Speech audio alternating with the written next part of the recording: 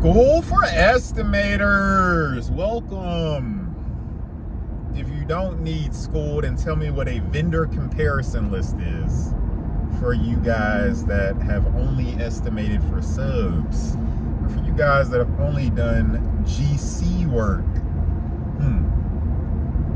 What happens when the subs don't show up on time, man? You don't know.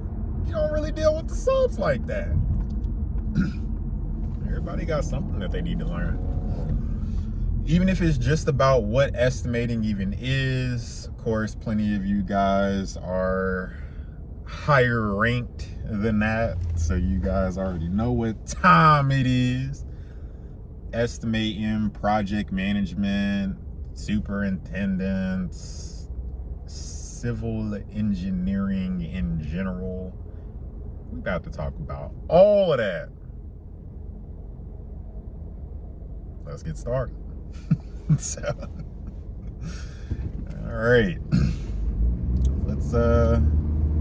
Let's see. What do they do? I guess first grade. So, what is estimating? What you are trying to do is save the owner of the company, whoever that is, money directly, because it costs tens of thousands of dollars for construction companies who don't have estimators to bid on projects just willy-nilly off the top of your head. I think this is this and this may be this. And in reality, after the project is done and they've completely underbid the project because they aren't actually estimating anything off the top of their head, hey, that's where you end up at. A couple thousand short and a pissed off owner. So that's what we're doing. They're getting material amounts, material costs, and labor costs, and labor amounts.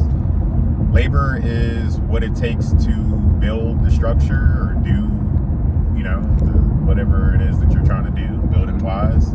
And the material, of course, is just what makes up a building. A bunch of steel, a bunch of panels, some carpets, some lights, what all goes into a building. That's what goes into an estimate, and that's what an estimator does. And a project manager, as you could probably assume, manages that project. What's the project? Putting a building together. So, and or doing renovations and stuff like that. So that's the entry. That's the kindergarten, first grade right there. So second grade, we're going to start actually taking a look at what we're going to be using in this process. CRMs, customer relationship management software like Salesforce, Sage. There are plenty of others. I use this one called, what's that called? And I'll just use a real one. So yeah, Sage, Salesforce, Procore is another CRM, and there are a few others, and you can use them in different ways. So what you're doing with those softwares is just tracking where bids are going during the process of bidding. So, who is the customer? What bid did we send them? What project is this? And kind of going from there. That's what it's used for. As far as estimating software, so estimating is where you take the blueprints or the plans for construction for a building, you upload it into the computer, basically, so it's already online, and all you're doing is really just uploading it to that software specifically, so you can start, zooming in, zooming out, moving the page around, manipulating things, and then putting measurements on the paper, basically, or yeah, basically digitally. So you're putting measurements, you're going to be color coding things to kind of separate one area of work from another area of work. You are going to, pop up a legend so that later on maybe you kind of see what it was that you did before and how much was what. So let's say if you decide to start compiling this information and you want to just use the plans versus using some sort of printout or export of the material and pricing and labor and all of that stuff to an Excel or any other type of way of doing it, you can just print off the papers if you have a legend and it'll tell you what it is on the page. So yeah, Salesforce, or not Salesforce, Bluebeam, Fast Duck, Fast Wrap, Fast Pipe, For Estimate, Builder Trend has a estimating software, On-Screen Takeoff, OST, and there are a few others out there, but the main ones, just listed them off, and those are going to help you do the takeoffs on the plans to get the material amounts. And let's say where you're going to be compiling all of this information at, putting it down so that later on you can use it in a proposal to the client,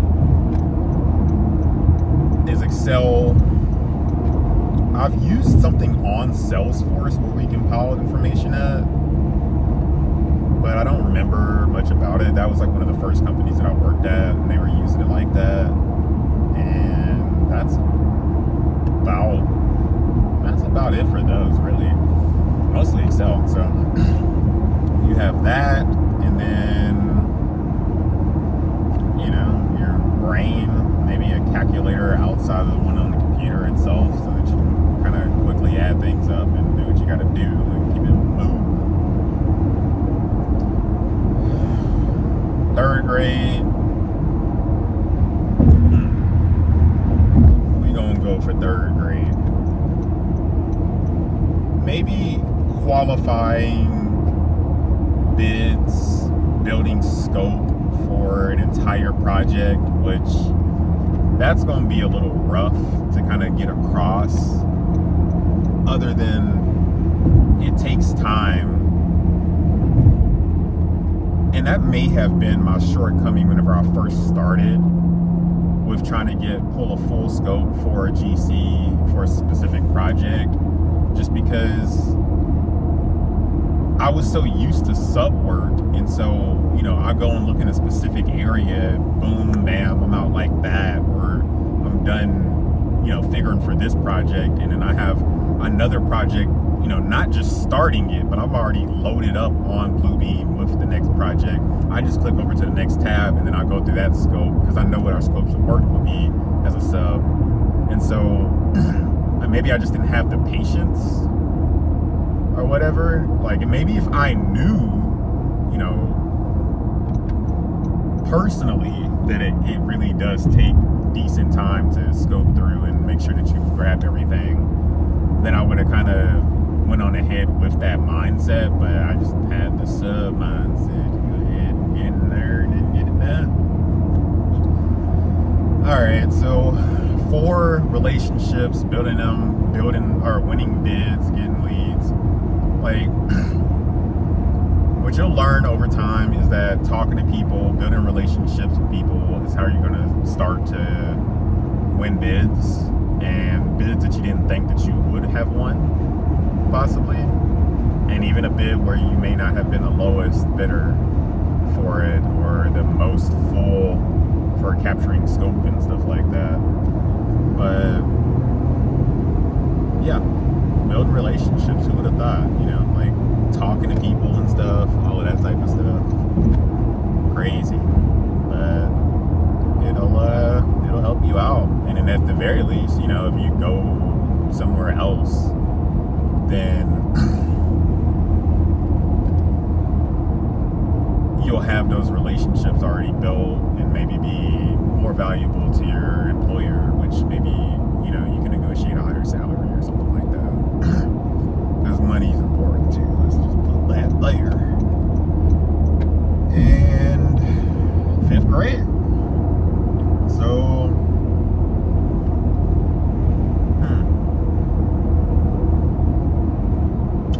5th grade is going to be knowing what's beyond an estimator, because I didn't know. I had no clue. I mean, I knew about senior estimators because I had always worked with them, but you know, what is beyond a senior estimator? Like, where does this path continue into? So that's where things get real nice, especially on that salary front, because we all out here to get paid anyways, right? In the world of what am I on this daggone highway for? Traveling what, like 70 miles an hour for? Because I just came from work. And why did I go to work? For money, brother. That's what it was. Money. Okay. So, all right. After senior estimator, you'll probably start somewhere around 50, and you can go up to 100. Let's just say it like that, somewhere around there.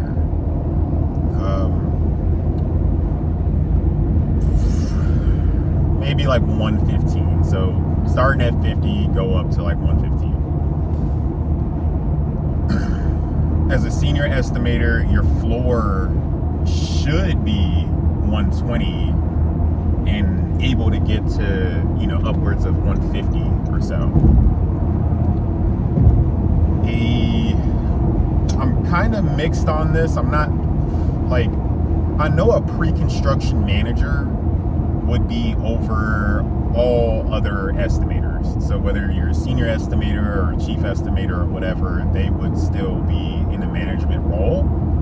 But the chief estimator would probably actually run whatever little group of estimators more than likely, or have at least a final say whenever it comes to the estimates and stuff like that. That seems like it would make the most sense generally. So, and the reason why I'm kind of parsing my way through this and kind of thinking through this is because I was just looking today, and a chief estimator actually can make more, at least here in Phoenix, Arizona, than a pre-construction manager. So pre-construction manager probably top out at like $165,000 a year, whereas a chief estimator can get as high as $200,000 a year.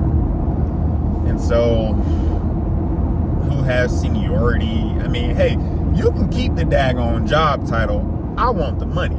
You feel? So, yeah, however that works, but it goes beyond just the point that you are currently at right now, which I'm just going to assume that you're either an estimator or a senior estimator while you're watching this. So that's 5th grade. You know, we're going to 5th grade graduation and all of that stuff. And yeah, you guys completed some school. All right, catch you guys on the next. Whoa, I gotta plug myself, man.